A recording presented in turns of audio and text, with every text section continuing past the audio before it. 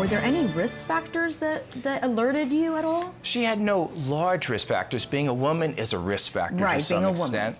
But she had no history of radiation exposure to her neck in childhood. She had no known risk factors for the development. She has no family history of thyroid cancer, which can be a risk factor. So no. And you can see the risk factor between 25 and 65. Is that really a risk factor? That sounds like the whole population to me. So the point is, not having had, she had thyroid nodule that dated back for some time.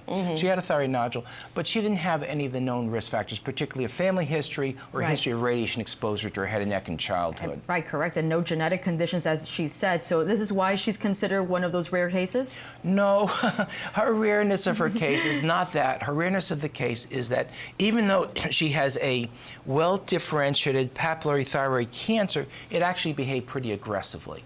So it kind of surprised us. It didn't what it doesn't normally do, and we had to take unusually aggressive steps in the operating room to remove all of her disease.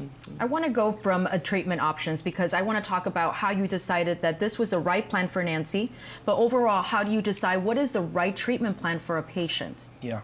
So first of all, every patient is different. Right. And thyroid cancer is particularly interesting, and particularly to me, Nancy, because the fact of the matter is thyroid cancer is the most rapidly growing cancer in the United States and around the world as far as the incidence of disease is concerned. And it has to do with diagnosis. Because of ultrasounds, we actually believe that it's an overdiagnosis of thyroid cancer.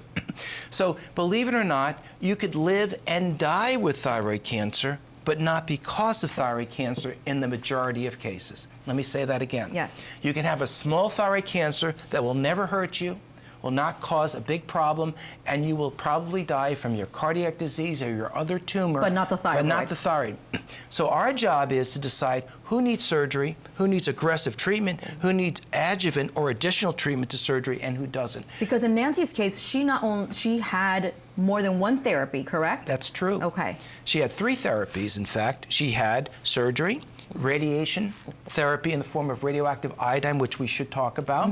And she also will be on lifelong thyroid hormone suppression to suppress additional disease.